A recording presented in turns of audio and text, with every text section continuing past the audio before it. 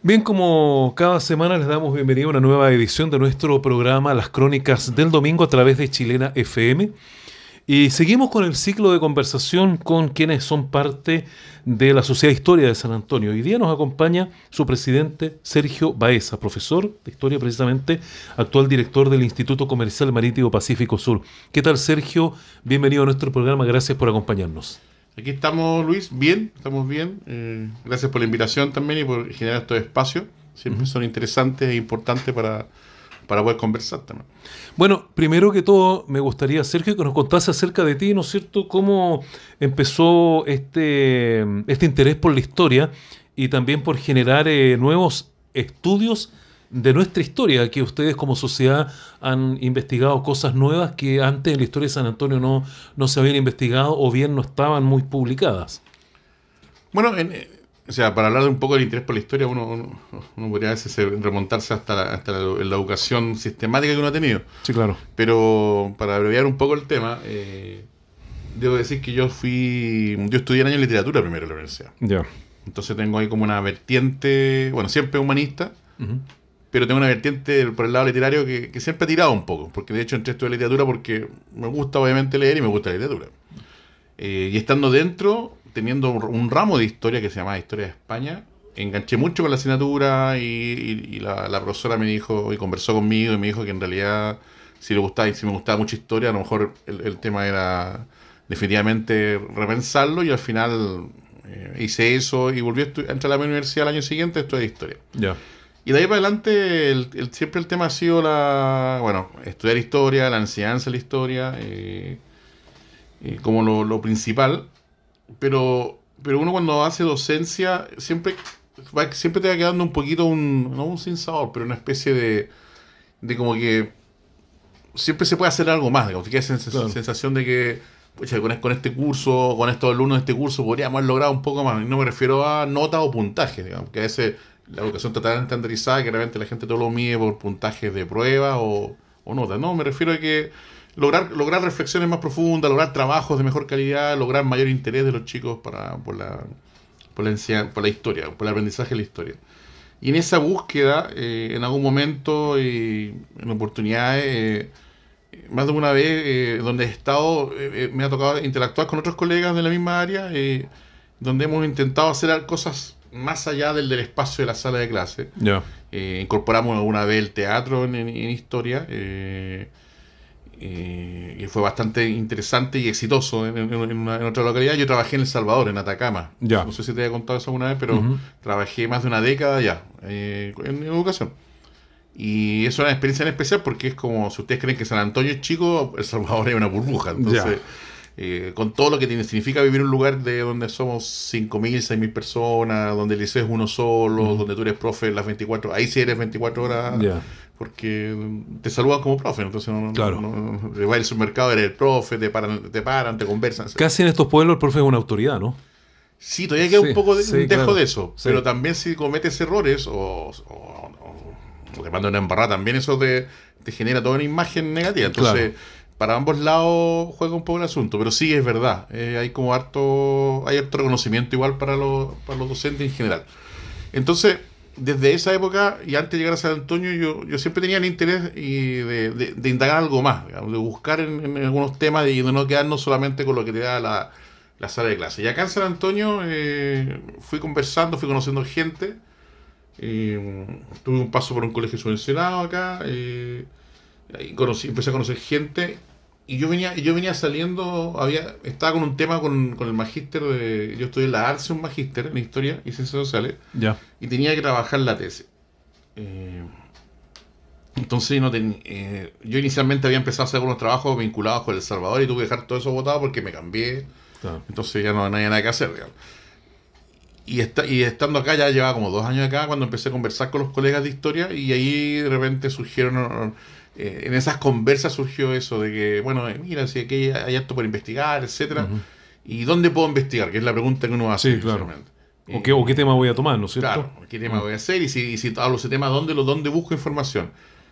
Es que en la biblioteca, bueno, una biblioteca, y empiezas a darte cuenta de que como fuentes escritas no hay mucho en San Antonio. Hay poco en realidad. Y eso como igual te tira abajo, porque en realidad si uno está trabajando 44 horas a la semana y tú tienes que hacer una tesis, tienes que tener material relativamente cerca para poder el fin de semana poder avanzar, porque si no es imposible. O sea, no puedes ir a la Biblioteca Nacional, etcétera. Bueno, y en todo eso ida y vuelta, en algún momento conocí a Rubén Santibáñez, ¿Ya? quien gentilmente me generó espacio, tuvimos bastantes conversaciones.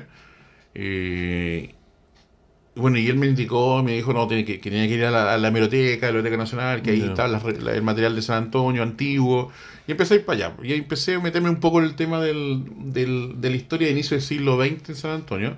Pero eso es porque en el magíster a mí me interesó mucho el tema más o menos de mitad del siglo XIX, 1850 a 1940, más o menos.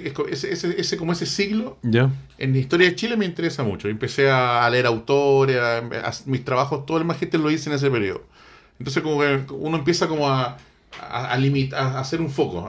Es verdad. No San Antonio primero, pero era solamente historia de Chile. Y cuando llegué acá dije, bueno, en realidad podría ser algo vinculado con San Antonio en ese periodo y en algún momento más de alguien influenció en mí para que empezáramos a ver cómo había empezado el puerto de San Antonio. Ya. Pero a mí no meterme en el tema de la instalación misma del puerto, sino un poco en la mirada de la historia social. Y ahí viene un poco ¿Qué pasó con ese pueblo cuando empezó a construirse el puerto? Claro, que ese Ya. es un poco el tema. Mm. ¿Ya? Y bueno, y en las conversas con Rubén Santibáñez me di cuenta que me empezó a presentar gente. Yo ya conocía a Joaquín Fernández, y después me presentaron, alguien me presentó que no fue don Rubén, alguien me presentó a Hugo Soiza. ¿Ya? Y al final me di cuenta que todos ustedes incluso habían estado en conjunto en algún momento en una incipiente etapa de la Academia de Historia. Sí, que se llamó Academia de Historia en los 90, En los que ahí 90. la dirigía el profesor Asensio Ronda. Don Asensio Ronda, correcto. Claro. Y supe de esa etapa, bueno, y yo pregunté, bueno, ¿y qué pasó? ¿En qué tal? No, es que después nos distanciamos y nunca más nos juntamos y eso sería. Entonces dije, bueno, ¿y por qué no nos armamos algo? Hacemos algo para... obviamente nunca van a ser los mismos personajes, los mismos actores, pero la idea un poco sigue siendo la misma, digamos, Sí, en claro. el fondo de investigar la historia local. Y ahí, bueno, con esas personas un poco empezamos a armar el tema. Lamentablemente cuando después del lanzamiento y organizarnos, don Rubén falleció. Sí. Fue un golpe bastante duro, pero logramos levantar la agrupación, que nació con la idea esta del fondo de poder indagar en temas de la historia local, que ese es como un poco el afán, porque casi todos los que hemos estudiado, nadie tenía temas necesariamente de San Antonio, siempre las investigaciones eran más generales, pero a partir de ese momento dijimos ya, bueno, empecemos a enfocarnos ahora en San Antonio. Y la gente joven, en el caso de Rodrigo, que estuvo acá también, ¿no es cierto? Él estaba estudiando y después justamente hizo su tesis, la hizo en temas de San Antonio. Con un tema de San Antonio, claro. Constanza, que estuvo acá también lo mismo, hizo su tesis en San Antonio. Entonces, un poco también tiene que ver con eso, ¿no? De buscar principalmente mi interés, sigue siendo un tema pedagógico, o sea, buscar a la gente joven, que en este caso que son profesores de historia o son estudiantes de historia, para que encauzarlos en esa mirada, digamos, de que indaguen sobre este contexto, que es su contexto, en realidad. Independiente que tengan que estudien en Valparaíso, en Concepción, da lo mismo, digamos, o sea, porque la universidad está a otro lado, pero en el fondo se puede hacer tema de investigación acá. Pero el material está acá, digamos. Claro. Pero siempre ha sido complejo desde el principio. Bueno, yo fui varias veces a la hemeroteca, Sí. saqué material, como tampoco no es por llorar, pero los lucas nos dan para estar fotocopiando cada uno de los estos, que son caros. Entonces yo muchas veces estaba horas revisando y tomando nota de las cosas que te podían servir. interesaba, claro. Y cuando ya era una plana que tenía mucha información, Claro. ya esa la compraba y me sacaba la fotocopia grande, claro, porque si no obviamente no sale muy económico. Pero sí, estuve hartas horas y hay harta Y información. además hay en que la disponer prensa. de tiempo porque el encontrar material ahí en la Biblioteca Nacional no es rápido. No. Y desde que lo pide hasta que te lo entregan tampoco es muy rápido. Tampoco rápido. Claro. Ahora con el tema del COVID, no sé estos 2 años cómo está el tema, pero yo creo que está medio frenado, parece. Sí, no se estaban haciendo Claro. ese tipo de consultas. Entonces, eso es un poco la génesis de todo esto. Bueno, y después tú igual has sido como, al menos, testigo del proceso. Pues, Sí, ¿no? claro. Has estado en los lanzamientos, estuviste en Sí, pues en las jornadas de historia. Han hecho jornadas de historia 3. y bueno, claro, y ahí en el Centro Cultural. Cuéntanos un poco la motivación de esta jornada de historia y cuál ha sido como el objetivo fundamental de organizar este tipo de jornadas, que además no solamente están ustedes, sino que son abiertas al público. Claro, mira, lo principal es un poco sacar de la modorra a los estudiantes secundarios, digamos. Ya. En términos en el buen sentido de que sí está bien ir al colegio, estudiar la asignatura y sacarse buenas notas, pero también hay que entrar a cuestionarse y a reflexionar un poco más sobre temas de historia local, Ya. que esa es un poco la finalidad. Y por eso la idea de la jornada, porque eso de el llevar estudiantes y sin discriminación, digamos, porque aquí de repente, aquí siempre empiezan los temas de colegios, liceos, escuelas. Sí. No, en realidad... Estudiantes, sin apellido. Exactamente. Claro. Y yo, en esas 3 jornadas, especialmente las 2 primeras que fueron muy masivas, invitamos a todo el mundo. Ya. En algunas partes no te toman en cuenta la invitación ni te responden, otros te responden y te Sí. dicen que no, otros te responden y te dicen que sí. Pero, y bueno, y así hemos generando el espacio porque la idea era traer gente también que un poco genere también ese bichito en el estudiante de abrir los ojos, digamos, porque decir, oye, mira, qué interesante este tipo, un doctor en historia, un magíster, Sí. un académico universitario, una académica universitaria, así como cuando vienen otras personas, ¿no es cierto? Estaba pensando en Baradí, por ejemplo, que también genera ese revuelo. Sí. Bueno, Baradí es muy ameno. Pero lo mismo, pero con gente, ¿no es cierto?, especializada en el tema de la investigación histórica y que provocase que a estos chicos se le abriese un poquito el clic, digamos, porque en el fondo uno cuando es secundario, si alguien no, tú necesitas que alguien te influencie un poquito para darte cuenta que hay temas más interesantes, que no solamente el pasarlo bien, digamos, que un poco es un poco el leitmotiv que tienen los chicos de la adolescencia, que se entiende, pero también hay cosas interesantes. Y ahí la jornada buscaba eso, por eso siempre tuviste estudiantes en la jornada. Claro, y qué bueno porque seguramente, y la idea es que más de alguno le despertara este interés por la otra historia, ¿no es cierto? Ese que muchas veces no aparece en los textos. Bueno, hablar de San Antonio es más complicado porque tampoco están los textos de estudio que uno con ese colegio. Esto está más por fuera en las investigaciones que hacen ustedes. Hay libros que se pueden encontrar aquí en la biblioteca que hablan de esa parte de la historia de San Antonio. Bueno, los integrantes de la Sociedad de Historia fueron tomando distintos temas, algunos de los cuales ya hemos tratado en este programa, y la verdad es que la perspectiva que ellos le han dado ha sido bien interesante porque ha sido de verdad un aporte a encontrar y a ir llenando estos espacios vacíos que tiene todavía la historia de San Antonio. Sí, sí, es verdad.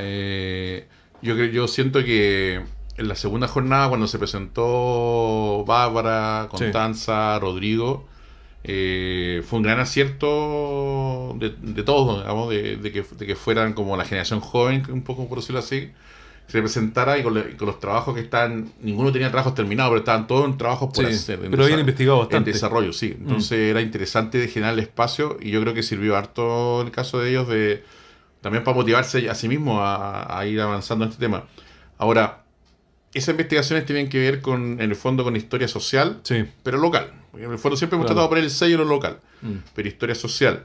Y un poco antes de entrarme en eso, porque de repente las personas a veces dicen, bueno, pero la historia de Chile no, la historia tiene distintos enfoques, por decirlo así. El tradicional y en el cual tú, yo y quizás muchos que nos están escuchando fuimos educados como estudiantes cuando nos escolarizaron, el enfoque más positivista, que esto era de los gobiernos, de las fechas de las guerras, de los personajes principales. Entonces uno se queda con nombres de personas, con fecha y con periodos, ¿no es cierto? Sí, pero son datos sueltos, no hay una estructura, digamos, que es la que te permite hacer un análisis de los procesos que vive el país. Exactamente. Entonces, esa historia, o esa forma de ser historia, quedó superada académicamente en los años 60, pero en Chile las clases se siguieron haciendo así. Claro. Yo fui alumno en los 80 y todavía se siguen así. Se superó el tema, pero no en las aulas. No en las aulas necesariamente. Claro. Bueno, también por efecto del tema político, entonces, porque surgió el estructuralismo. El estructuralismo en Francia, etc. Y hubo historiadores nuestros que fueron para allá, como el mismo Villalobos, que ha sido vilipendiado después en su vejez, porque en su vejez ha disparado a todos lados, pero en su periodo maduro, digamos, en que fue prolífico, y otros autores más, lograron empezar este tema de la historia de los procesos. O sea, la historia son procesos estructurales, como tú mencionabas, y tienen su inicio, tienen su desarrollo, y tienen sus consecuencias, y así generan otros procesos. Y esa historia tiene mucha fuerza, porque es muy amplia, y porque además no establece a priori si el tema más importante es el político, el económico, el social o el cultural. Porque la historia positivista siempre era lo político primero, y después lo otro. La historia marxista, que también fue importante en el siglo XX en Chile, con Ramírez Necochea y en adelante en otros autores más, ellos enfocaban todo en lo económico, que lo económico era lo determinante y provocaba los procesos. Y de ahí venía todo para abajo. Y de ahí venía todo para abajo. Sí. Entonces, ¿qué hace el estructuralista? Dicen, no, en realidad cualquier área puede ser relevante, pero todas confluyen. Sí. Y hacen un cambio de percepción. Y todas se conectan. Y todas se conectan. Entonces, ese cambio en Chile, en la universidad recién se vino a trabajar, yo diría, a fines de los 80. Y junto con eso llegaron retornados doctores en historia, como Gabriel Salazar, como Sergio Cres del exilio, y ellos venían imbuidos de la historia social. Y ahí viene este tema, esta fuerza que tiene la historia social en las décadas siguientes en la universidad y después, obviamente, en los colegios con profesores que empiezan a enseñar ya la historia desde la mirada social, viendo ya a los otros sujetos sociales, no solamente a los obreros, porque el obrero ya se estudiaba, porque los marxistas habían trabajado fuertemente a los obreros.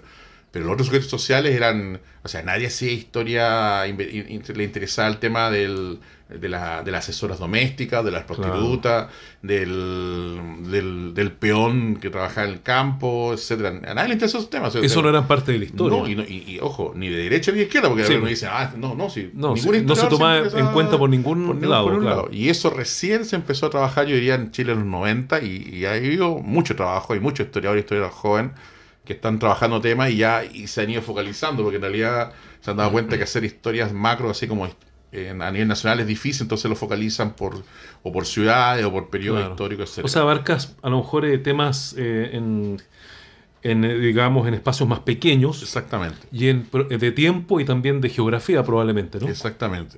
Yo antes de hacer el lanzamiento que hicimos en 2016, que nos reunimos, yo estuve trabajando 1 año y medio en Curicó. Y en ese año y medio me contactó una persona de la Católica del Maule, y ellos tenían una sociedad de historia de Curicó, local también. Y ahí aprendí un poco el tema, de cómo se organizaban y todo lo demás. Me incorporaron, de hecho, allá. Y ellos estaban ya trabajando temas de historia local de Curicó. Curicó era también una ciudad que tiene más historia en términos de tiempo, de largo tiempo, de largo aliento que San Antonio, en una ciudad colonial. Pero también estaban en pañales, o sea, también estaban iniciando un proceso interesante. Bueno, ellos también estaban con este proceso de también hablar un poco de la historia social. Probablemente en Curicó no se tocaba eso, porque tú hablas de que Curicó es una ciudad colonial muy patronal probablemente, y con otro paradigma, ¿no? La mirada de los patrones, de la hacienda, de los políticos, pero no del campesino, digamos.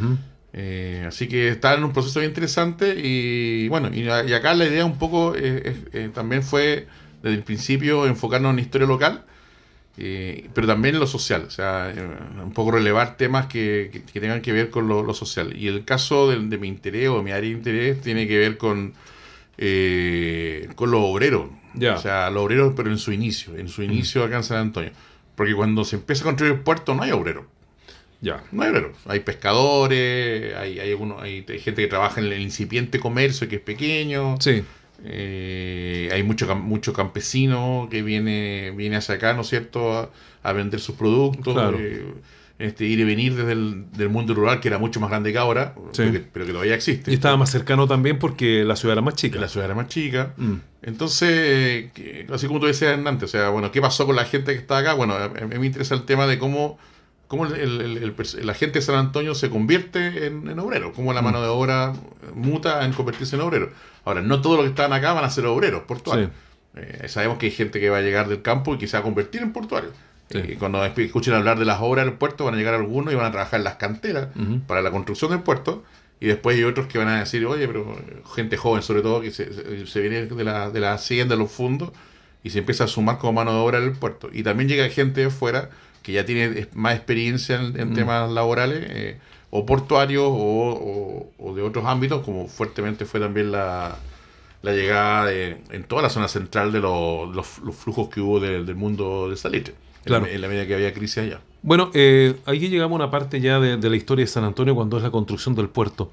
Y ya que lo has investigado, me gustaría que nos contase un poco qué tal fue el impacto de la llegada de toda esta masa de trabajadores que, ante el anuncio del inicio de la construcción del puerto, 1910, 1911, 1912, donde ya se coloca la primera piedra y parte todo esto, ¿qué tanto impactó y cuánta gente llegó? ¿Cómo fue esta migración de gente que llegó a la zona, considerando que aquí no había mano de obra suficiente para enfrentar esa obra? O sea, ¿cómo lo podemos graficar? Es pensar en si habían 3.000 habitantes y cómo de repente llegaron a triplicarse en menos de una década. Ese es el impacto. Ahora, tal como lo dices, la mano de obra, y como lo comentábamos recién, la mayoría va a llegar desde fuera, porque Sí. acá no había suficiente. Pero ¿Y se establecieron acá? la gente de las canteras se establece acá, ¿Ya? pero no todos, o sea, porque ahí viene un tema, porque las empresas que trabaja esto después, bueno, lo finiquita, ¿no es cierto? Sí.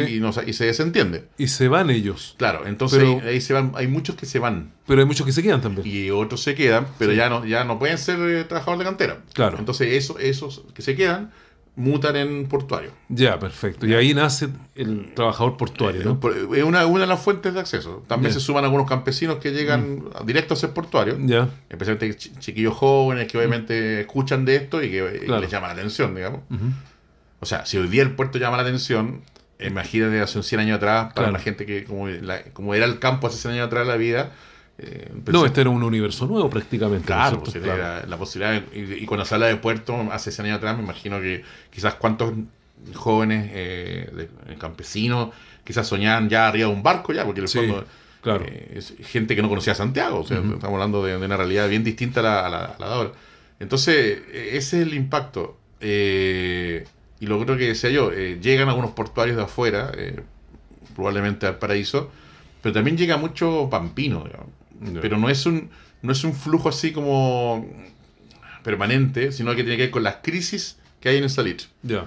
17, 21, 29. Y después de cada crisis habían ¿Oleadas? oleadas que llegaban fundamentalmente al paraíso, Ya. o a Santiago en tren, pero principalmente por barco al paraíso, y de ahí los dejaban, y de ahí tenían que reubicarse solos. Ya. Muchos llegaban a Santiago y partían para distintas partes. Algunos llegaron acá. Ya. Algunos llegaron acá y al tiro, como tenían experiencia obrera, ellos llegaron al tiro a obreros, aunque no sabían inicialmente hacer nada del puerto, pero tú sabes que ahí se aprendía. Además que era mucho de fuerza física también lo del puerto, que era muy similar al tema del Pampino. Claro, que, o sea, venían con, digamos, con una experiencia que les permitía igual adaptarse al trabajo que tenían que hacer acá y probablemente no le era tan complicado, ¿no? Exactamente, Mm. porque era el tema de la capacidad física, esa Claro. es digamos, la principal condición. Pero eso tiene, y ese es un tema que se ha investigado, con Rodrigo lo hemos conversado, pero lo menciona un solo autor, y eso es lo más increíble de todo. Hemos encontrado un solo autor, que no es chileno, que es un norteamericano, Ya. eso pasa siempre, que vino a Chile a hacer una tesis de su doctorado, y tiene un libro donde él habla de justamente los trabajadores y sindicatos en Chile, etcétera, a principios del siglo XX, y menciona a San Antonio y menciona que, entre otras cosas, que hubo llegada también de pampinos acá a San Antonio. Ya. Pero hace la mención, o sea, no dice llegaron 500. Ya, o sea, lo no pone me como un relleno, dato más nomás. Un dato nomás. Ya. Pero ese dato inmediatamente te deja ya relativamente instalado de que efectivamente pudo haber sido así. El trabajo de historia oral que hacen, y que es un excelente trabajo de historia oral que hace la agrupación Raíces del Puerto, Sí. ellos también lo mencionan y dan el nombre de un caballero, Armando se llama el caballero, no me acuerdo, Ya. como ejemplo, pero también dice que hubo bastantes. Eso es historia oral, pero es un dato Claro. duro. digamos. Bueno, hoy día la historia oral ha recuperado Harto. mucho terreno también, ha sido exactamente. fuente de conocimiento y también de un poco ir componiendo parte de la historia. Hubo un tiempo en que se le miraba menos. Y se ignoraba, yo creo. ¿Eh? Y sí, y hace como 2 décadas empezó a haber un boom de la historia oral. Mario Garcés trabaja mucho en la historia oral. Ya. Con los pobladores, por ejemplo. Entonces, y levantaron y Mario Garcés levantó una serie de metodologías de trabajo como para hacer una investigación, porque la investigación histórica con fuentes orales es distinta a las fuentes escritas. Sí. Uno no lo puede trabajar igual, Mm. pero si uno no ha desarrollado metodologías de fuente oral, uno va a cometer el error de trabajarlo igual que la fuente escrita. Y no es igual. Y no dices es tú. igual. Mm. No, porque de partida tienes que consultar más de una fuente oral. Sí. Porque hay mucho dentro de la fuente oral del testimonio hay mucho de cosecha propia. Y mucha cosa personal o cómo lo vivió uno. Exactamente. Que puede diferir de cómo otra la persona. percepción de otros. Por eso es bueno tener varias fuentes y ahí tú sacas exactamente. sacas Y ahí- como una conclusión, Y ¿no ahí es vas cierto? limpiando un poco y depurando. Exactamente. Claro. Entonces hay varias cosas ahí que hay que trabajar, pero la historia oral hoy día tiene mucha fuerza en la investigación histórica. Ya. Así que hoy día está muy validado y es recomendable cuando no hay fuente escrita.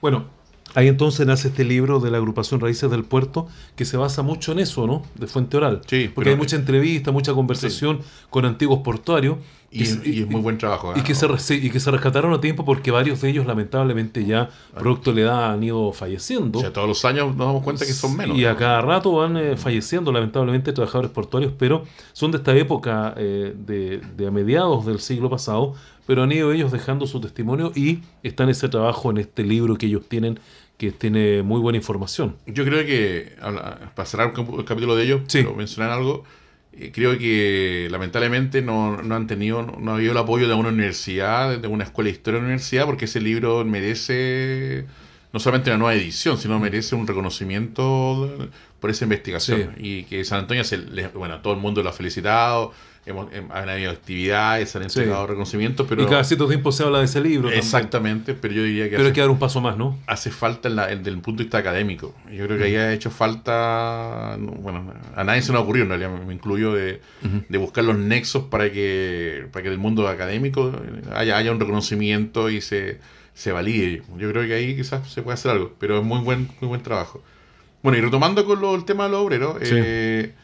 el tema de los pampinos no es menor, porque no solo van a ser fuerza laboral los que lleguen, sino traen también imbuidos la experiencia de la lucha obrera. Claro, que ellos la tienen muy cercana. Hace 1920 ellos ya tenían un posgrado ya en lucha obrera. Pues, sí, y en lucha obrera bastante trágica también. Pues. Claro, con las represiones, ya haya pasado lo de Iquique, claro. las otras matanzas. O sea, venían con todo eso. No, y cuando llegaron a San Antonio probablemente venían con eso muy fresco en su mente. Sí. Porque le había pasado, pocos años atrás nomás.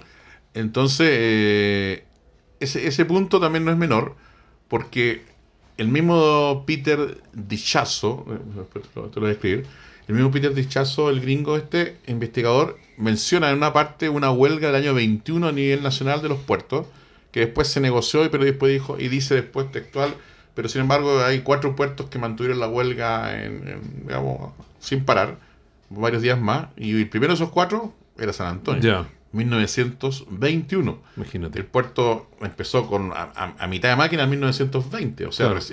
O sea, estaba entre que lo estaban construyendo y estaba trabajando. Y ya hay una huelga. Entonces uno dice, claro. Bueno, ¿cómo tanta conciencia de clase si esta gente recién viene llegando? Sí. Pero es que estaba la influencia de los... Sí, pero venían ellos. De los pampinos. Sí, yo creo que hay influencia. Con... Y después, el mismo autor constata y menciona la influencia de una organización de corte ideológico anarquista, la IWW, ¿Ya?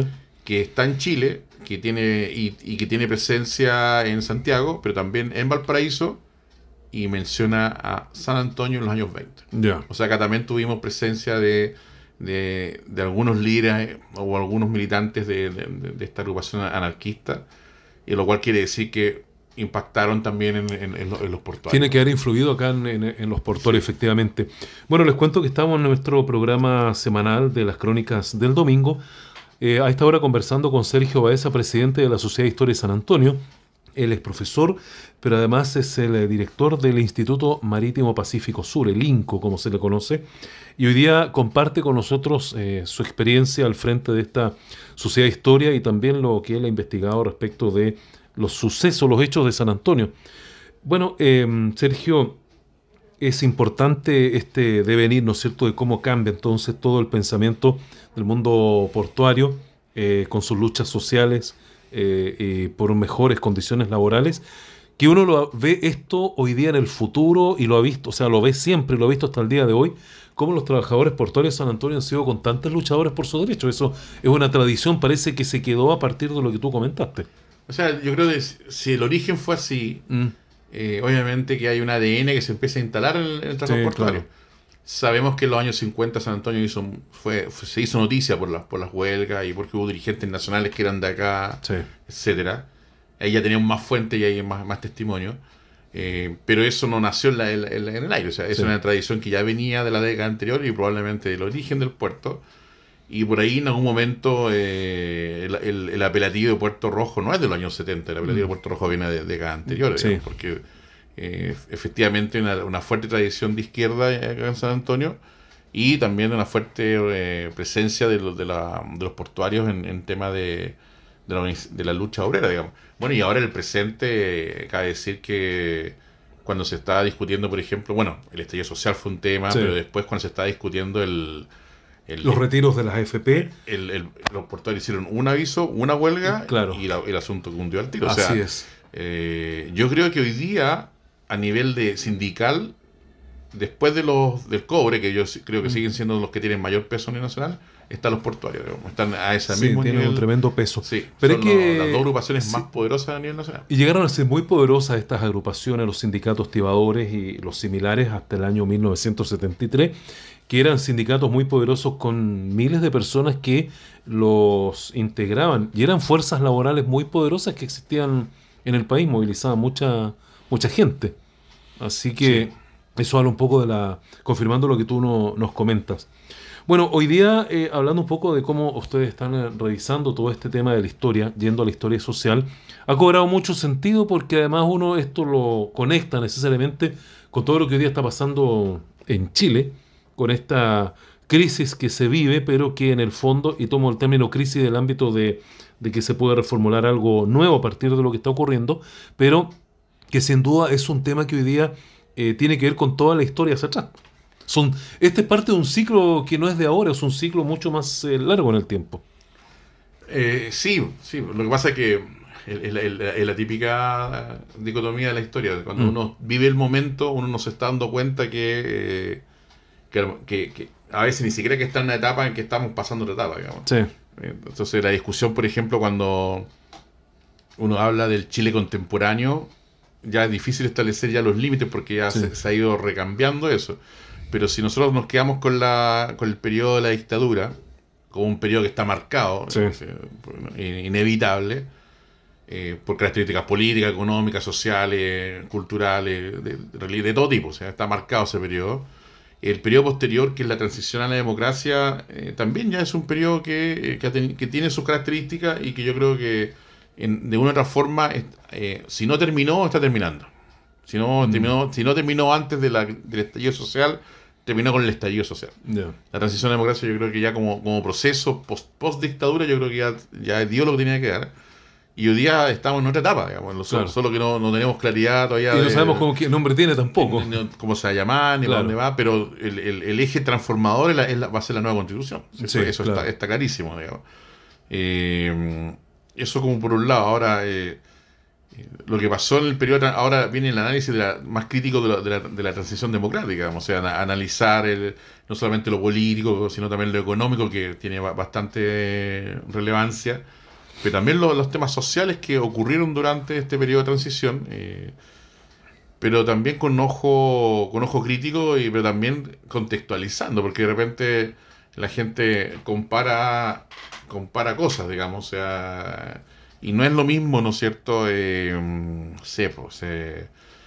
voy a exagerar, pero no es lo mismo hacer que los portuarios o los trabajadores del cobre hagan una huelga en el 83 que la hagan el 2019. Sí, claro. O sea, son contextos absolutamente distintos. O sea, estamos claros que el riesgo del 83 era mucho mayor. Era vital, digamos. Sí, claro. Y acá, bueno, también siempre se corre un riesgo de un posible despido, pero entonces, si bien en ambos momentos son importantes las huelgas, y son importantes que se hayan pronunciado, pero cada uno ve eso en contexto. Entonces eso también hay que tratar de entenderlo, para ver también el valor que tienen estos procesos sociales e históricos que ocurren.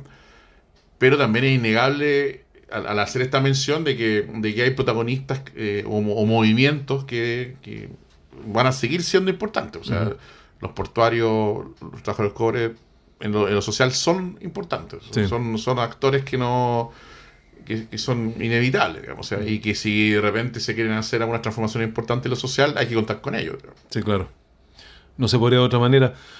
¿Qué tal ha sido el trabajo? Porque, bueno, hablabas al comienzo del programa de la pandemia, cómo limita bastante poder hacer investigación, sobre todo en las bibliotecas, porque no están a su plena capacidad. ¿Qué tal ha sido el trabajo de la Sociedad de Historia en pandemia? Bueno, hemos hecho varias entrevistas con quienes la integran, que siguen dedicados a estudiar los temas que ya tienen. ¿Cómo lo han abordado este periodo? Sí, eso ha sido... Bueno, yo creo que para toda organización que necesita hacer actividades, ha sido afectado bastante este tema de la pandemia. En especial porque también en algunos casos produce distintos efectos, digamos, en lo laboral, en lo académico, etcétera. Y obviamente a nosotros nos cortó mucho porque nosotros el 19 alcanzamos a hacer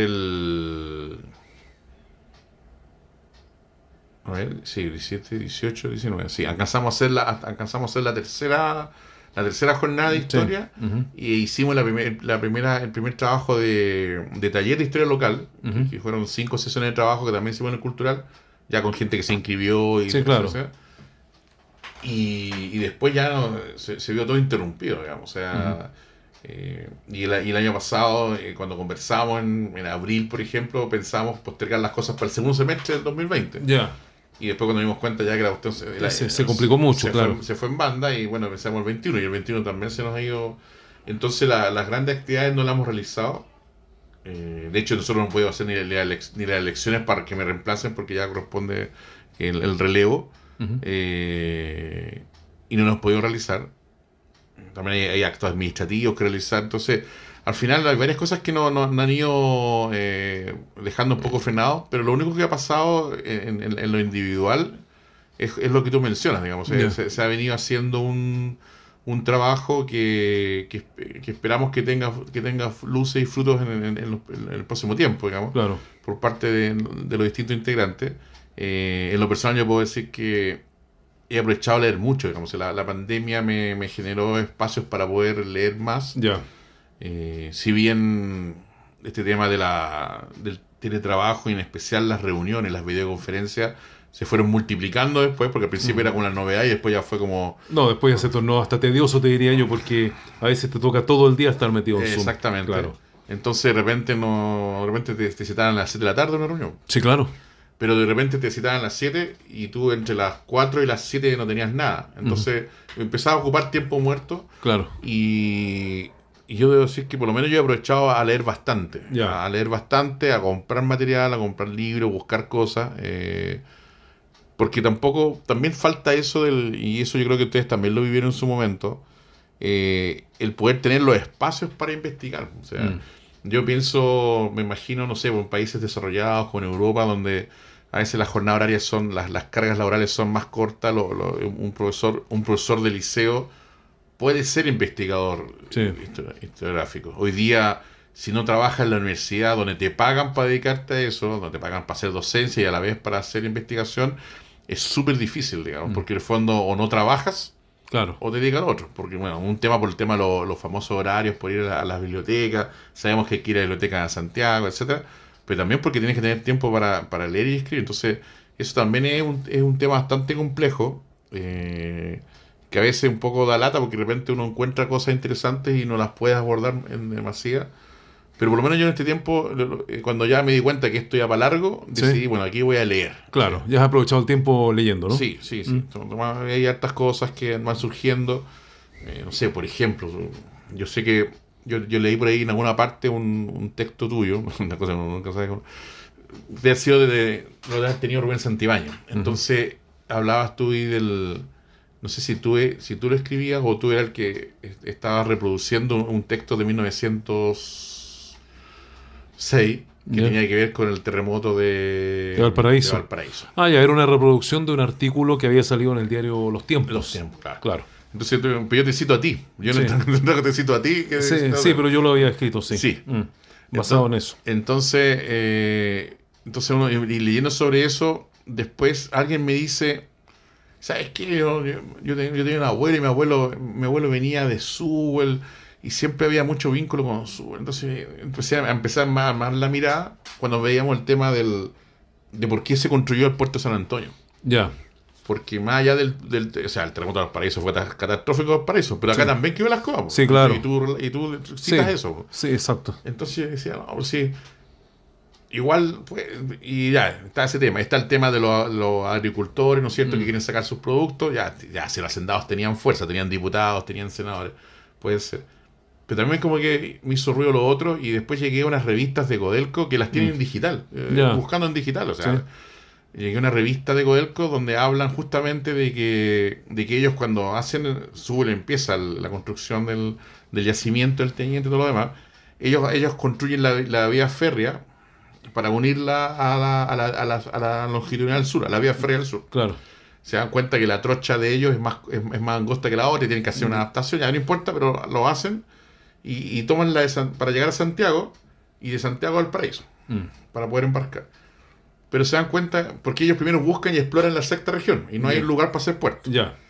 Y se dan cuenta que es muy larga la vuelta al Paraíso, los gringos. Entonces, y después viene el ferrocarril de Santiago-Melipilla. Sí. Y ahí enganchan los gringos porque después rápidamente los gringos empiezan a sacar cobre por acá. Sí. Entonces... Y se transformó esto en el puerto del Teniente. Claro, pero nadie dice que también son los intereses de los americanos, sí, claro, en la construcción del puerto de San Antonio. Y quizá no se nos pasa en Chile, pero yo creo que más de algún legislador o gobernante de turno tiene que haber recibido a estos grandes inversionistas norteamericanos. Claro, y le explicaron la necesidad de que había que impulsar el puerto por acá. Claro, quizás cuánto pesó en la decisión final la influencia también del capital extranjero en esa decisión. Sí, pero siempre ha pesado en todo caso. Sí. Entonces igual... ¿Para bien o para mal? No, sí, yo no estoy diciendo si es bueno, no sé si claro. estoy contando, estoy diciendo más que también eso pesó mucho, sí. digamos. Entonces... Y uno dice, ¿cómo se enteran las cosas? Digamos? Porque uno ve muy lejos a Teniente y a Codelco, pero el cobre pasa por acá y los ácidos pasan por acá. Entonces al final está el vínculo hasta el día de hoy. Claro, hasta el día de hoy vemos ese tránsito de carga por San Antonio, que como muy bien tú señalas, se viene de los tiempos que se crea el Teniente y al tiempo después empieza la construcción del puerto de San Antonio. Las fechas son muy cercanas. Sí, son cercanas las fechas, pero claro, muy consciente. Pero parte en el Teniente primero. Bueno, Sergio, yo te quiero agradecer que nos haya acompañado hoy día en nuestro programa de las Crónicas del Domingo y agradecer también a todos los integrantes de la Sociedad de Historia que han pasado por este programa contándonos sus investigaciones particulares y esperamos en el futuro ahí seguir con más entrevistas a quienes hacen ustedes ahí la Sociedad de Historia. Sí, sí, es la idea. Hay más gente todavía, quedan algunas personas que están haciendo algunas cosas interesantes, que han estado escribiendo y lo que falta también, estos espacios también generan también muchas veces hace el feedback también de retroalimentación, digamos. Entonces te genera también estímulos para también retomar textos, digamos. A veces hay gente que uno mismo se tiene textos que los tienes ahí como en barbecho, sí. Pero a veces falta la influencia un poquito para ponerle más empeño dentro de todo lo posible y sacar algunas cosas que pueden ser interesantes. Así que se agradece también el espacio, en especial en estos tiempos pandémicos que de repente como que no pasara nada. Claro. Pero pasa mucho también. Sí, claro. Y bien eso. Así que yo contento de poder estar acá y aprovechando de que ya la próxima semana se nos complica un poco el programa para aquellos que estamos en esta hermosa profesión de ser profesores. Así que se nos viene ya el segundo semestre. Bueno, muchas gracias y bueno, cuando hayan más temas ahí, obviamente cordialmente invitados para que podamos desarrollarlo aquí también a través de la radio. Gracias, Luis. Hasta luego.